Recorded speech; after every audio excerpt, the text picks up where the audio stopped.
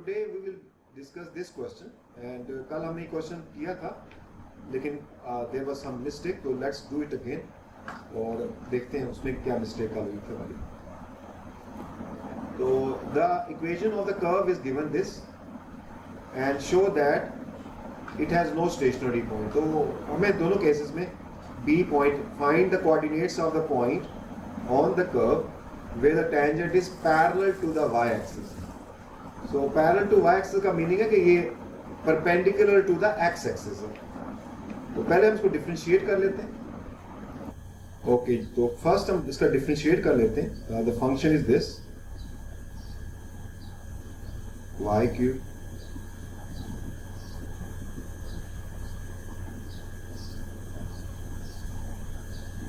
so let's differentiate it. तो इस पे पहले अप्लाई होएगा पावर का रूल. तो आप देखें इस पे पावर का रूल अप्लाई करते हैं तो power 3 will come down and then we reduce the one power, then the base y है, इसका derivative dy over dx minus, अब यहां पर ना हम uv लगाएंगे, प्रोडक्ट रूल लगाएंगे uv. This is uv and it is better, ये 12 है, इसको अभी आप ना ब्रैकेट से बाहर कर दें, इसको ब्रैकेट से रखें बाहर and now apply product rule on x and y. तो y as it is, derivative of u which is x, x का derivative 1 होता है, plus अब u which is x as it is, derivative of v y, y का derivative dy over dx.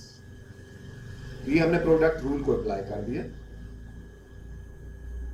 अब उसके बाद plus 16, derivative of 16 which is constant is 0 equal to 0. अच्छा, now open the brackets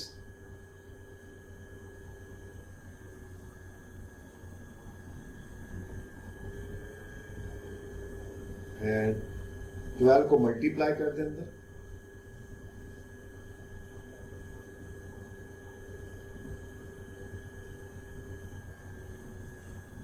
equal to 0. और ये these two terms have dy, इसमें dy और dx को कॉमन लेना,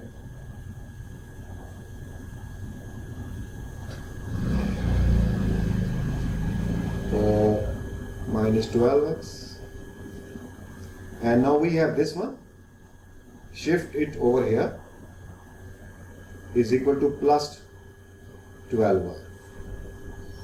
And so dy over dx जो हो जाएगा वो 12y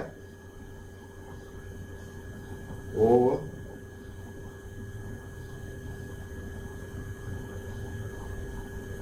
अच्छा, आप कॉमन लेते हैं, कॉमन लेना, it is better to take common. जब कॉमन लेने से अगर आपकी फ्रैक्शन सिंप्लीफाई हो जाती है तो common, to take common it's a good choice. तो कॉमन लेते हैं इसके, यहां से नीचे से कॉमन किया, it's 3 common, y square minus 3 4s 4x and 12y, ये कैंसर 4. तो dy और dx को मैं यहां लिख लेता हूं सो दैट इसको मैं बाद में यूज करूंगा. 4 कैंसिल हो गया तो 4y over y square minus 4x, ये हमारा डेरिवेटिव है. कहा था कि it has no stationary point, तो स्टेशनरी पॉइंट में हमें डेरिवेटिव को 0 करना होता है. तो बेसिकली अगर आप डेरिवेटिव को 0 करते हैं, असल में काम कर क्या रहे होते हैं, एक्चुअली हम 0 ओवर 1 कर रहे होते हैं, ये 0 ओवर 1 हो रहा होता है. तो अगर डेरिवेटिव 0 ओवर 1 है तो इसमें फिर क्या चीज 0 है, बेसिकली 0 ऊपर 0 है, नीचे 1 है. तो डेरिवेटिव में ऊपर तो 4y है, इट्स मीन 4y 0 के बराबर है, नीचे वाला तो 1 के बराबर है. तो इसलिए 4y इक्वल टू हम कर देंगे 0, क्योंकि न्यू में 0 ओवर 1 है, तो 4y जो है वो 0 है. वैसे इसको क्रॉस मल्टीप्लाई करें तो भी आंसर यही आएगा, लेकिन जो एक्चुअल सेंस है ना वो ये है कि भाई 0 over 1 0 होता है, तो ऊपर 0 है तो डेरिवेटिव में जो ऊपर है वो 4y है, एक्चुअल में वो 0 है, तो यहां से हमारे पास जो y आ जाएगा वो 0 आ जाएगा। अब जब y 0 आ जाएगा तो if you put this 0 over here in this so that we have a full coordinates, तो अगर आप ये 0 पुट कर दें तो ये भी 0 हो जाएगा, ये भी 0 और ये 16, तो हमारे पास आएगा 16 is equal to 0 which is meaningless. तो ऐसा ये इलॉजिकल है। So it means the curve has no stationary point.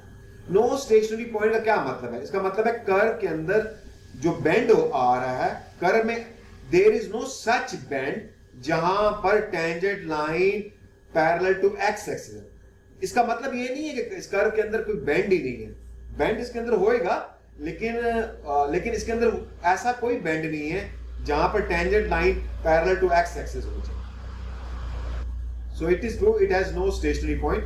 तो अभी इसको ना क्वेश्चन के एंड में इसका ग्राफ भी हम ग्राफ ड्रॉ करके भी देखेंगे कि एक्चुअल में वाकई ये जो बातें हम कर रहे होते हैं वो वाकई ग्राफ पे ऐसे एग्जिस्ट करती हैं कि नहीं करती हैं, उसको जरा हम चेक भी करेंगे। लेकिन अभी प्रूफ हो गया कि इसमें वो नहीं है, there is no stationary point. यहाँ y 0 आ गया, ये भी यहाँ लिख दिया हमने, ठीक है।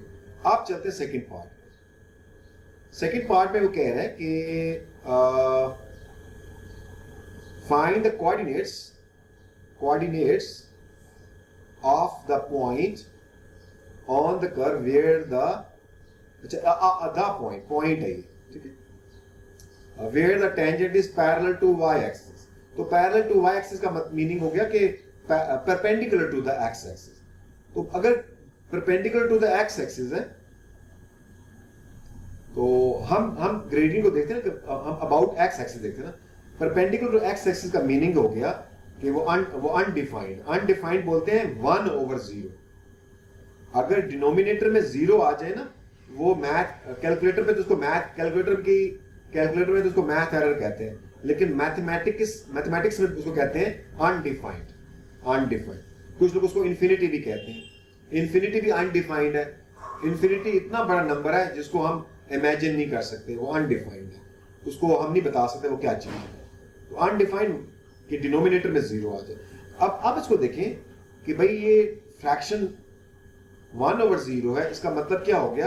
अब 0 नीचे है, तो नीचे क्या चीज है? नीचे तो y स्क्वायर माइनस 4x है, तो वो 0 के बराबर है। अगर आप क्रॉस मल्टीप्लाई करें तो भी आपके पास यही चीज आएगी। तो हम IGCSE में क्रॉस मल्टीप्लाई करते हैं, लेकिन अगर आप सेंस को लगाएं तो इसका डिनोमिनेटर 0 आ रहा है, तो y जो है वो आ जाएगा 4x स्क्वायर, 4x है, और अगर स्क्वायर रूट ले लें तो plus minus 2 under root x ये आ जाएगा, ठीक है। ये हमारे पास है, तो वी हैव 2 y's, और ये भी यहां लिख लेते हैं। अगर ये अनडिफाइंड है तो सॉरी वो परपेंडिकुलर है तो plus minus 2 under root x। अब हम क्या करते हैं, इसको हमें तो कोऑर्डिनेट्स निकालने हैं, तो अब y कोऑर्डिनेट तो हमारे पास ये, इसको पुट करके एक फंक्शन में पुट कर देते हैं। Okay, so y cube, y की वैल्यू लेते हैं, प्लस लेते हैं, plus 2 under root x, x की पावर 1 over 2 है एंड इसकी पावर 3 है, माइनस 12 x, फिर y है, y की वैल्यू ये 2x 1 over 2 plus 16 equal to 0। अच्छा, आप देखिए ये जो पावर क्यूब है, ये क्यूब ये दोनों ये 2 पे भी आती है, तो जब 2 का क्यूब लेंगे तो 8 बन जाएगा। कल ये वाली हमने मिस्टेक की हुई थी, हमने 2 का क्यूब नहीं लिया हुआ था, तो ये हो जाएगा 3 over 2 माइनस 12 एंड अच्छा ये 12 इसको कर देते हैं ना, ये एक्सपेंड कर देते हैं इसको, तो ये बनेगा 12 टाइम्स 2 इज 24, x की power 3 over 2, powers add up हो जाएंगी, और 16 को हम जो है ना इधर शिफ्ट कर देते हैं। आप माइनस करें तो ये माइनस 16 हो जाएगा,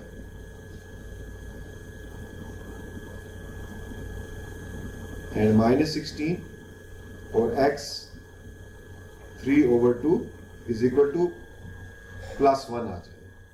अच्छा, x की जो 1 की जो मर्जी पावर ले लें वो 1 ही होता है, तो ये हमारा x 1 आ जाए। ठीक हो गया जी? अच्छा, इन ए सिमिलर वे अगर हम x में अगर ये y की वैल्यू ये भी तो है ना प्लस माइनस में है ना, अगर आप नेगेटिव वाली ले लें, नेगेटिव √x ले लें तो x क्या आएगा, अब वो भी देख लेते हैं साथ। तो अच्छा, वो आप देखें तो यहाँ पर तो वो मैं यही देखता हूँ, यहाँ पर नेगेटिव साइन आ जाएगा, यहाँ पर नेगेटिव आएगा। अच्छा, जब ये नेगेटिव हो जाएगा तो क्योंकि पावर क्यूब है तो यहाँ भी नेगेटिव आएगा और ये पॉजिटिव हो जाएगा। ठीक हो क्या? अब ये पॉजिटिव हो जाएगा। अच्छा, अब और एनीथिंग एल्स, इसका मतलब है x। अच्छा, अब ये देखिए, अब यहां से आगे चलते हैं तो x 3/2 -16/16 आ जाएगा विच इज -1। अच्छा, अब x की पावर है -1 की पावर ले लें 2/3, तो पहले 2/3 का मतलब है पहले स्क्वायर ले लेंगे तो ये +1 हो जाएगा, फिर उसका 1/³ ले लेंगे तो वो भी 1 ही आ जाएगा। ठीक है बच्चों, इससे भी 1 ही आंसर आएगा। ओके, बेशक प्लस ले लें या नेगेटिव ले लें, x दोनों केसेस में 1 ही आएगा। अब let's put this value in this here ताकि हमारे पास ये वैल्यू आ जाए। तो 1, तो y का क्यूब -1 12y हो जाएगा +16 = 0। अब यहां से y कैसे निकलेगा? नहीं, y is equal to 200 x नहीं डालेंगे। बिल्कुल बिल्कुल, you're right। ये यहाँ पुट करेंगे ना, इसमें पुट कर देंगे। ठीक है। अच्छा, अब यहाँ y प्लस माइनस में आ रहा है तो चलो देखते हैं क्या होता है। +-2 और 1 आ गया ना, 1 आ गया तो ये +-2 आएगा हमारे पास है, इसमें हमारे पास 2 y आ गए। तो चलें देखते हैं, अगर 2 y है तो इसका मतलब कोऑर्डिनेट्स, एक कोऑर्डिनेट हो गया 1, 2 तो दूसरा हो गया 1, -2। We have 2 coordinates. तो चल अब देखते हैं कि 2 आ गए तो इनको दोनों को वेरीफाई करते हैं। तो ये हमने ना एएस के अंदर भी पढ़ा था कि जब आपके पास मल्टीपल सॉल्यूशंस आ जाएं तो आपने उनको वेरीफाई जरूर करना है। ये पेपर में भी आया हुआ था क्वेश्चन कि वो एक आई थिंक ट्रिग्नोमेट्री में कि मल्टीपल सॉल्यूशन से उसमें उसने कहा था कि ये सॉल्यूशन है, तो हमने वो वेरीफाई करके बताना है कौन सा। तो ये 2 हमारे पास सॉल्यूशंस आ गए थे, तो ये जो सेकंड वाला जब हमने इसको पुट किया इस फंक्शन के अंदर तो हमारा जो इक्वेशन है वो balance, that was not balanced. 32 = 0 आ गया था, which is not the logical. तो इट्स मीन ये वाला जो सॉल्यूशन है this is not the solution. फिर हमने जब ये पुट किया 1, 2 तो हमने यहां पर पुट किया तो हमारा इक्वेशन बैलेंस आ गई 0 = 0। So the final solution is 1, 2। So please remember this, when you have multiple solutions in a function or in a equation, do check those solutions and then pick the final one जो verify करता है उसे। So this was a good question। तो चलिए हमारा हो we have done जी। अच्छा, अब हम चलते हैं तो देखते हैं कि ये ना ये क्वेश्चन क्या है। Find the stationary points on the curve। तो stationary point and then by finding the second derivative determine the nature of each of the stationary point। तो अब नेचर भी बतानी है आपने।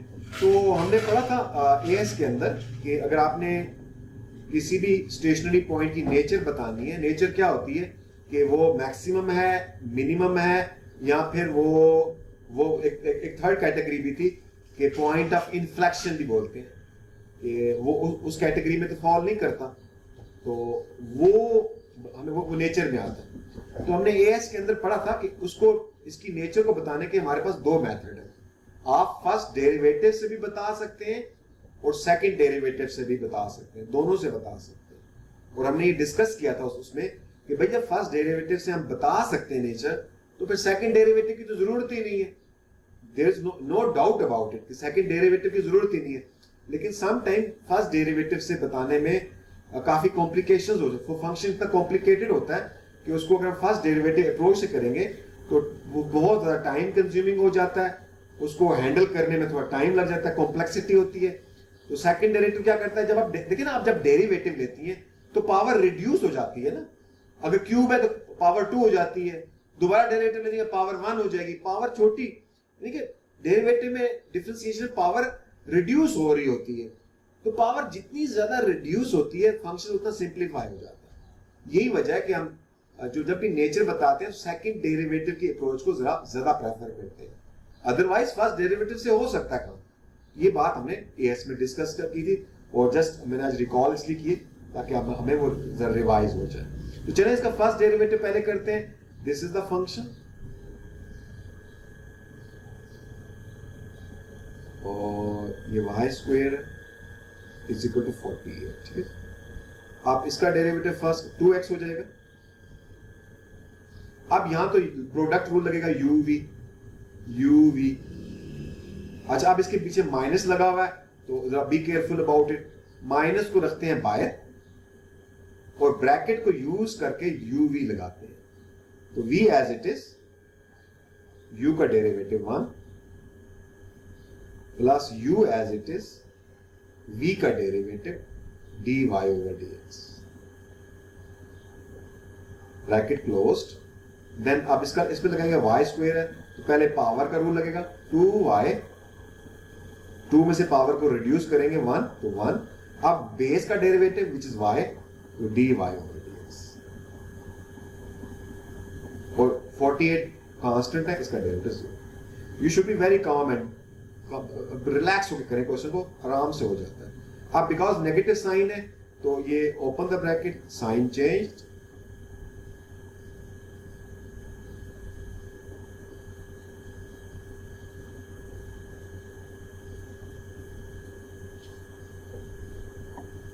okay, and then we will take common here from these two terms dy over dx.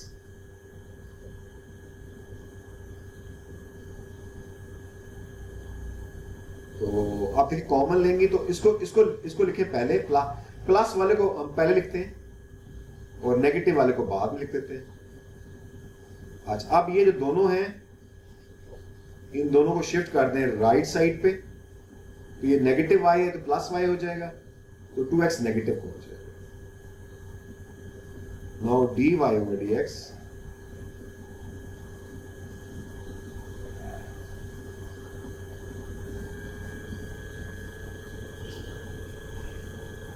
This is our derivative. ठीक है जी, तो find the stationary point. अब हम इस डेरिवेटिव को इक्वल टू 0 कर देंगे, put this dy over dx 0 and यानी कि 0 और 1 कर देंगे ना, 0 और 1 कर देंगे तो y minus 2x over 2y minus x is equal. तो अब इसमें 0 क्या है, वो न्यूमरेटर है, तो न्यूमरेटर में क्या है y minus 2x which is equal to 0 and अब यहां से y आ जाएगा हमारे पास 2x। अब y इसका क्या मतलब है, y is equal to x? इसका मतलब ये है कि जहां पर स्टेशनरी पॉइंट है वहां जो y है वो x का 2 टाइम्स है। तो अब ये बात बनती है, तो अब देखते चले, यानी कि अगर उधर x1 है तो y2 होगा, x2 है तो y4 होगा। Okay, we have done this. तो आप चलते हैं आगे। नाउ अब क्या करना है हमने, फाइंड द स्टेशनरी पॉइंट। अच्छा, अब हमने ये वाला y जो है स्टेशनरी पॉइंट्स निकालने हमने ना, वी हैव टू फाइंड।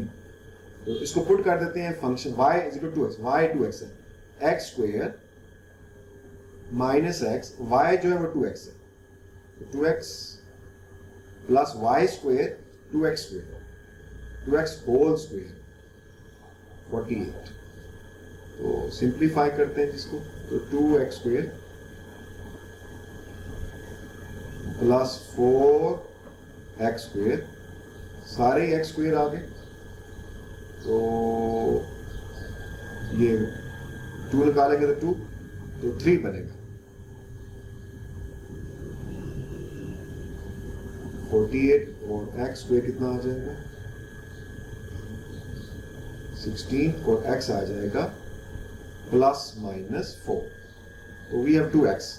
अब इनको आप इसको यहां पुट करेंगे ना, यहां पुट करेंगे, क्योंकि ये this is the relationship of the stationary point. वो स्टेशनरी पॉइंट किस नेचर के, देखे ना। तो आप देखें हमने क्या बता रहा है, ये स्टेशनरी पॉइंट के बारे में क्या बता रहा है, वो बता रहा है भाई जो y है वो 2 टाइम्स है उसका। तो चले गुड हो गया। तो इसका मतलब अगर x प्लस 4 है तो y 8 हो जाएगा, और अगर x माइनस 4 है तो y माइनस 8 हो जाएगा। तो this we know this relationship from here. तो इसका मतलब ये एक ये हमारे पास ये भी एक फंक्शन है, and this function tell us about the nature of the stationary point. नहीं मतलब उसके दरमियान the relationship between the stationary coordinates of the stationary points. Okay, अब हमने वी हैव फाउंड दीज। आप चलते हैं, हम देखते हैं कि भाई वो नेचर क्या है उनकी। तो नेचर को फर्स्ट डेरिवेटिव से भी बता सकते हैं, but we will go with second derivative. लेते हैं second derivative, D square y और डी एक्स स्क्वायर। अच्छा, अब फर्स्ट डेरिवेटिव, ये हमारा फर्स्ट डेरिवेटिव ये, ओ यही था फर्स्ट डेरिवेटिव है ना, एम आई राइट जी?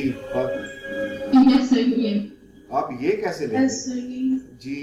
अब इसका मतलब अब हमारे पास, अब आप क्या करेंगे जी? ये तो एक नई स्टोरी शुरू हो गई है सर। क्वेश्चन रूल लगाएं। हाँ, क्वेश्चन रूल लगाएंगे, लेकिन अब क्वेश्चन रूल में ना ये भी तो है ना कि बीच में वो इम्प्लिसिट टाइप का फंक्शन भी है ना, इम्प्लिसिट भी है। चले लगाते हैं क्वेश्चन रूल। तो आप देखिए कितनी मल्टीपल चीजें इसके अंदर यूज हो रही है। अच्छा, अब वो क्या है, v as it is u का डेरिवेटिव।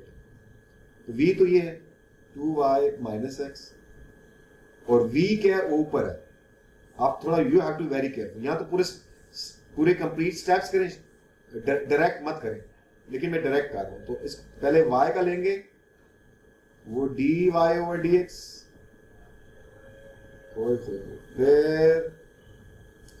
फिर माइनस 2, इसका 2 आ जाएगा, ये मैंने u का डेरिवेटिव लिया, फिर minus u as it is, जगह भी थोड़ी कम है यहाँ पर, we have to be careful, और v का derivative 2y, 2dy over dx, और -1 आएगा। -1 की जगह नहीं है तो मैं चलिए कोशिश करते हैं, यहाँ लिख देता हूँ, ये -1, और नीचे v स्क्वायर आ जाएगा, 2y minus x whole square. आप इसको यूज कैसे करके करेंगे, ये भी बड़ी, we have to show very patience. Okay, अब देखते हैं सेकंड डेरिवेटिव, यहाँ चलते हैं। मैं ये सिंबल यूज करता हूँ, ये कर लेता हूँ just to save the space. अच्छा बेटा, अब हम क्या करेंगे, 2y क्या करेंगे आप, है? चले तो पुट द वैल्यूज हियर। तो वैल्यूज में देखिए ना बेटा, अब हम इसको चेक करते हैं पहले। 4,8 x 4 है और y 8 है, तो ये क्या बन जाएगा, ये क्या बनेगा, तो y 8 है, 16 माइनस 4 तो 12, ये 12 हो गया। अच्छा, dy ओवर dx तो 0 होएगा ना, क्या ख्याल है बेटा, 0 होएगा ना, स्टेशनरी पॉइंट जो है, ठीक है ना, वो तो 0 होएगा, तो ये -2 बच गया ब्रैकेट के। तो ये अच्छा, वो जो देखा वो dy और dx से हम डर रहे थे, तो वो हमें हमारे माइंड में है वो तो 0 होता है, उसे डरने की क्या जरूरत है। तो y इधर 8 है और 2x, 8 माइनस 8 0, और ये सारा ही 0 हो जाएगा, आगे भी 0। क्या बात है, तो ये हो गया। अच्छा नीचे जी 2y, अच्छा नीचे जो है ना बेटा, नीचे चले वो भी चेक करते हैं। 8y, y 8 है, 16 माइनस 4 12 को। अच्छा नीचे को आपने सिंप्लीफाई करने की जरूरत ही नहीं है, नीचे डिनोमिनेटर में तो स्क्वायर है, स्क्वायर तो पॉजिटिव होता है, और ऊपर क्या है, ऊपर नेगेटिव नंबर है, ऊपर नेगेटिव आंसर आएगा और नीचे पॉजिटिव आएगा, तो एज अ होल क्या आंसर आएगा, नेगेटिव आएगा, विच इज लेस देन 0। तो इसका मतलब है ये जो पॉइंट है ये नेगेटिव लेस देन 0 है, तो ये मैक्सिमम पॉइंट है। अंडरस्टैंड? ठीक हो बच्चों? Yes, जी सर। तो आपने ना ये पूरा मतलब पूरा कैलकुलेट नहीं करना सेकंड डेरिवेटिव। उस आप second derivative we don't need the answer the numerical value of the second derivative. हमें उसका साइन चाहिए कि वो साइन नेगेटिव है कि पॉजिटिव है, इसलिए उसकी न्यूमेरिकल वैल्यू के पीछे नहीं भागना आपने। तो आपने उसका साइन को पकड़ना है, भाई उसका साइन क्या आएगा, तो हमने साइन के पीछे गए हैं, न्यूमेरिकल वैल्यूज की जरूरत नहीं थी भाई। अब चलते हैं सेकंड पॉइंट, ये वाला पॉइंट लेते हैं जी, -4 -8। तो चले आप देखते हैं सेकंड डेरिवेटिव क्या होता है। तो इसमें करते हैं जी -8, दोनों ये हो जाएगा -8 -16, और वो माइनस है तो वो +4 हो जाएगा, तो -12 हो जाएगा, ये हो जाएगा -12। अच्छा फिर आगे ये तो 0 है और फिर -2 ही आएगा, यहां पर फर्स्ट डेरिवेटिव 0 है। अच्छा अब नेक्स्ट y जो है वो -8 है और वो क्या है माइनस जी, तो ये फिर 0, और नीचे क्या बात है जी, -8 तो -8 तो -16 और +4 -12 आ जाएगा। अब नीचे स्क्वायर है, स्क्वायर के अंदर जो मर्जी हो, नेगेटिव और पॉजिटिव हो, ये पॉजिटिव आएगा, ऊपर नेगेटिव ऊपर भी पॉजिटिव आएगा। इसका मतलब है जो आंसर आएगा वो ग्रेटर देन 0 है। तो ग्रेटर देन 0 का मतलब है ये पॉइंट मिनिमम। तो ले जी, we have verified. I hope you understand. हाँ, समझ में आ गया बच्चों? Yes sir। तो ले जी, we have done very intelligently. तो नेक्स्ट जो है वो हम इंशाल्लाह पढ़ेंगे पैरामीट्रिक इक्वेशंस। तो वंस वी डन दैट, उसके बाद फिर इंशाल्लाह हम चले जाएंगे वो के ट्रिग्नोमेट्रिक फंक्शंस और लॉगरिथमिक फंक्शन की डिफरेंशिएशन कैसे होती है, और उसके बाद then we will start past paper questions, कि पास्ट पेपर में क्वेश्चन कैसे आए हुए हैं उनकी हम प्रैक्टिस करेंगे।